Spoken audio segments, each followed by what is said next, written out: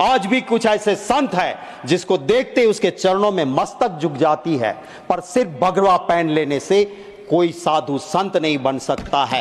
वो रावण था, ऋषि का रूप लेके सीता मैया का हरण करने गया था। उसी तरह सत्ता के हरण के लिए अगर कोई संत का, ऋषि का रूप लेता है, मुझे दर्द होता है। वो मेरे मजहब को बदनाम करता है, मेरे धर्म को बदनाम करता है। ऐसे को साधु संत कहलाने का कोई अधिकार नहीं है। सर, दर्द होता है महोदय, दर्द होता है कि जब धर्म की बात को एक पॉलिटिकल इवेंट बनाया जाता है। मेरा हिंदू धर्म वो है, वो एक गरीब के लिए भी कहता है कि मन चंगा कथरोट में गंगा। जाने की जरूरत नहीं, तू गरीब है भाई, तेरा मन साफ है तो तेरी कथरोट में भी मां गंगा है। और जब मां गंगा के पास, शास्त्र कहते हैं, कोई गलत आदमी जाके स्नान करता है तो मां का प्रकोप भी उठता है और निर्दोष लोगों को जान भी जाती है। मैं सरकार से महोदय आपके जरिए विनती करता हूं, बता दीजिए नाम उनके, कौन कौन वहां पे गए थे, किसकी मृत्यु हुई है। मैं पूरी कांग्रेस का पार्टी की ओर से श्रद्धा सुमन समर्पित करते हुए मांग करता हूं कि पूरी लिस्ट जारी की जाए।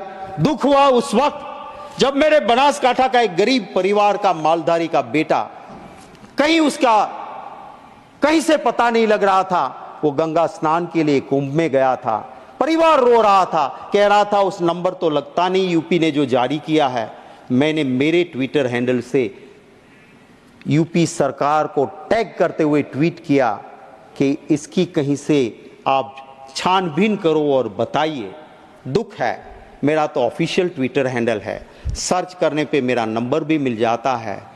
कोई सरकार के किसी भी अफसर का अभी तक, एक मेंबर पार्लियामेंट को फोन नहीं आया कि गुजरात से युवा आया था और इसका हमने ये छानबीन की है। इसमें बड़े दो बुल जब लड़ते हैं आपस में तो निर्दोष पेड़ मारे जाते हैं। भाजपा के इन गुठों की लड़ाई में उस बेटी को प्रॉब्लम हुई। मुझे अभिभाषण में मेरी उम्मीद थी कि मेरा डायमंड पॉलिशिंग बिजनेस जो रोजी देता है, रोजगार देता है सूरत में, वो मैंने पहले आगाह किया था लैब ग्रोन डायमंड को लेके। मोदी जी जाके अमेरिका जाके वो लैब ग्रोन डायमंड दे के आए, तब से सूरत में मंदी है, लोग आत्महत्या करते हैं। उसको उगारने की कुछ तो बात होगी, नहीं हुई, उसका दुख है। वहां का टेक्सटाइल उद्योग सर ऑक्सीजन पे है, कोई बात अभिभाषण में नहीं हुई है। दुख होता है सर, जिसके मां बाप ने आजादी की लड़ाई में भाग लिया, हिस्सा लिया। इस सरकार को वो हुसैन भाई पसंद नहीं है पर शेख हसीना पसंद है। इस बात को जब मैं देखता हूं तब मुझे दर्द होता है कि क्यों आप ये करते हो। हमारा संविधान कहता है विदेश नीति में भारत की सरकार कभी किसी दूसरे देश की नीति में कहीं भी चंचुपात नहीं करेगी, ये हमारी विदेश नीति कहती है। और हम क्या करते हैं, अमेरिका में चुनाव चलता है और वहां जाके कहते हैं अब की बार ट्रंप सरकार। और फिर क्या हुआ, आज 220 इंडियंस को वहां से निकाल के वापस भेजा, सबसे ज्यादा उसमें मेरे गुजराती है। जाइए, आ गई आपकी सरकार, बचा लो उसको, रख दो वहां पे। अरे मेरा हिंदू धर्म तो वो है सर कि चींटी काटती है ना हमें, उसे खाना जाके परोसो, वो मेरा हिंदू धर्म है, उसे मुझे फक्र है। मेरा हिंदू धर्म वो है, वो कहता है वसुधैव कुटुंबकम। मेरा हिंदू धर्म वो है, वो कहता है आत्मा अमर है। आज आत्मा अगर मरेगी तो किसी और के घर में पैदा होगी। और इसी वजह से पूरी दुनिया में जहां हिंदू गया, जैसे दूध में चीनी मिलती है, मिल गया। कभी दुनिया में हिंदू को कभी दिक्कत नहीं आई थी, पर जब से राजनीति के लिए हिंदू मजहब के सही अर्थ को छोड़ के नया अर्थ निकाला, जियो और मार डालो, मेरे धर्म का मतलब था जियो और जीने दो, जियो और मार दो आया। और उसके बाद जहां जहां भी बाहर हिंदू रहता है वहां दिक्कत होती है। लाल आंख दिखाओ ने जाके, जाओ पास के कंट्री में जहां पे मेरा मंदिर टूटता है, मेरे हिंदू पे अत्याचार होता है, जाइए 36 का सीना लेके, 56 का सीना लेके, बचा लीजिए उसको। आपकी राजनीति की वजह से वहाँ हिंदू दिक्कत में है, इसको समझना चाहिए। मैं आखिर मेरी मिनट बची है उसमें एक बात ज़रूर कहूँगा, सर दिल से भावना होनी चाहिए। गांधी जी गरीब के बेटे नहीं थे, उसके पिता के पास हवेली थी, सबसे बड़े अफसर थे वो नवाब के जूनागढ़ के। गांधी जी खुद बैरिस्टर थे, सूट बूट पहनते थे और जिंदगी भर मौज कर सकते थे। उसने कभी नहीं कहा मैं गरीब का बेटा हूं, पर जब देखा कि मेरे देश की आजादी की जरूरत है तो सूट बूट छोड़ के धोती पहन के आ गए और आधी धोती पहन के इस देश को आजादी दिलाई।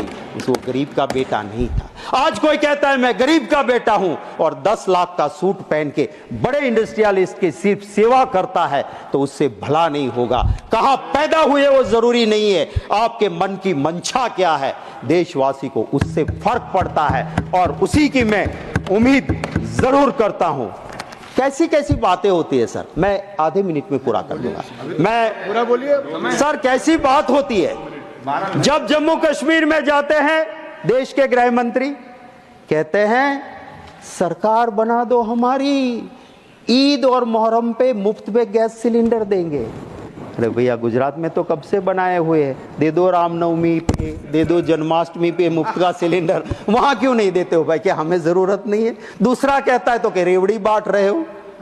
तो वोट के लिए आपको कुछ भी करेंगे।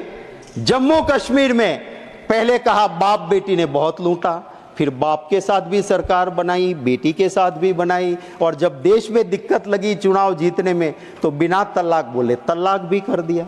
तो ये क्या रीति है राजनीति की? मैं सिर्फ चंद लाइनें जरूर कहूंगा। आज के माहौल को देखते हुए झूठ बिकता है, झूठ बिकता है जुमलों के बाजार में। मुखबिर देशभक्त हो गए, मुखबिर देशभक्त हो गए जुमलों के बाजार में। आजादी के दीवाने देशद्रोही हो गए ये जुमलों के बाजार। वाह सर, आज इस तरह से देश का माहौल चल रहा है। उस वक्त मैं सिर्फ इस अभिभाषण पे जरूर ये कहूंगा कि हमें चिंता करनी होगी उस युवा के रोजगार के लिए। उसको रोजगार नहीं मिलेगा, देश में लॉ एंड ऑर्डर नहीं बचेगा। हमें चिंता करनी होगी महंगाई की, उस गरीब के पेट में अगर अन्न नहीं जाएगा, इस देश के लिए बड़े बड़े लोगों की बात हम उद्योगपति के विरोधी नहीं है, पर अगर मेरा ही सवाल था 24 दिसंबर को, और जब अहमदाबाद एयरपोर्ट सरकार के पास था सर, कोई भी इंटरनेशनल या डोमेस्टिक पे जाता था, सालों से 85 रुपया पैसेंजर यूजर्स चार्ज लगता था, सिर्फ 85 रुपीज। 2 साल में आखिर अदानी के पास आने के बाद इंटरनेशनल में 855 रुपये हो गए, 85 to 855, और डोमेस्टिक में 85 रुपये से लेके 580 रुपीज। आप अगर अहमदाबाद से एयरपोर्ट में बैठोगे, डोमेस्टिक में जा रहे हो, क्या स्वर्ग खड़ा कर दिया कि जो 85 रुपया था उसका 580, और इंटरनेशनल में 85 रुपया था उसका 850 रुपये कर दिए आपने। ये जब प्रजा को लूटते हैं आपके दोस्त, तो हम बोलते हैं, हमारे नेता बोलते हैं। यहां से कोई कह रहा था जब बोलते बोलते कि आपके नेता को बता देना लोकसभा में। हम, अरे भैया हमारे वहां तो छोटा कार्यकर्ता भी हाथ पकड़ के राहुल गांधी को कह सकते हैं। आप में से कोई भी बता दे, सच बोले और बता दे आपके नेता को, हरेन पंड्या का जो हाल हुआ था वो हाल आपका नहीं होगा, तो मैं राजनीति छोड़ दूंगा। सच सुनने की तैयारी वहां नहीं है। यहां तो इंटरनल डेमोक्रेसी है साहब, खुल के बोलते हैं, अपनी बात हम रख सकते हैं। इसी तरह से हम यहाँ के राष्ट्रपति जी के अभिभाषण के मुद्दों पे मैं सिर्फ यही कहूँगा कि जनता की बात करें, उसको परिपूर्ण करें। संक्षेप कर जी, मैं कंक्लूड कर दूं सर। सर, स्मार्ट सिटी की बहुत बातें हुई थी, आज के अभिभाषण में वो गुम है। गरीबों के आवास के आंकड़े और सच्चाई काफ़ी दूर है। मैं दिल से धन्यवाद करता हूँ आपका महोदय, और मेरी बात को यहीं पे ख़त्म करता हूँ। थैंक यू वेरी मच, धन्यवाद। और ऐसी खबरें देखने के लिए सब्सक्राइब कीजिए हमारे यूट्यूब चैनल को। वीडियो पसंद आए तो लाइक, कमेंट और शेयर जरूर कीजिए। शुक्रिया।